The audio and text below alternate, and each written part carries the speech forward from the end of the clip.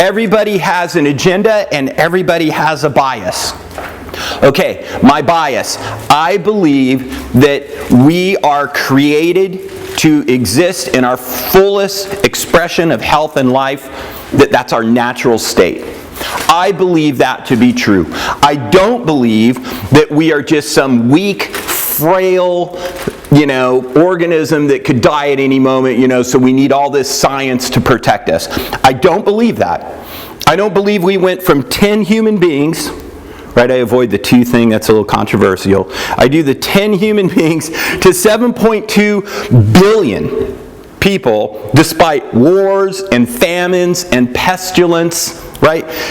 We must be pretty good. And we live, as a species, we live in more places than virtually any other, at least animated species there is. We can live in the Arctic. Like there's people that live in Beryl, Alaska, right? The northernmost part of the North America. And it's literally like Santa Claus probably lives there. It's about as close to the North Pole as you're going to get, right?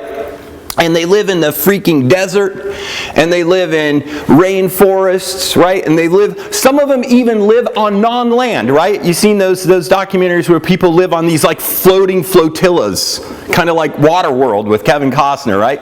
Like there are people that live like that. So we are definitely adapted for this planet. We should be anyway. And if you believe in a perfect God creating us in their image, or you believe in billions of years of trial and error, at the end of the day, we should be the most robustly healthy generation that has ever lived, according to either one of those ways of thinking about it. And yet, are we? Right, so today's talk is putting out the fire. How to fix your inflammation naturally.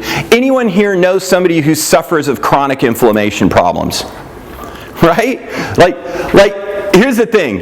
Everybody does. You know somebody with heart disease? That's a chronic inflammation problem. You know somebody with diabetes? Chronic inflammation problem. You know somebody with cancer? Chronic inflammation problem. You know somebody with ulcerative colitis? Chronic inflammation problem. You know somebody with infertility? Chronic inflammation problem. So the reality is, the vast majority of the diseases we deal with have to go with inflammation. So we need to find ways of contending with it, and we want to understand how to do it properly.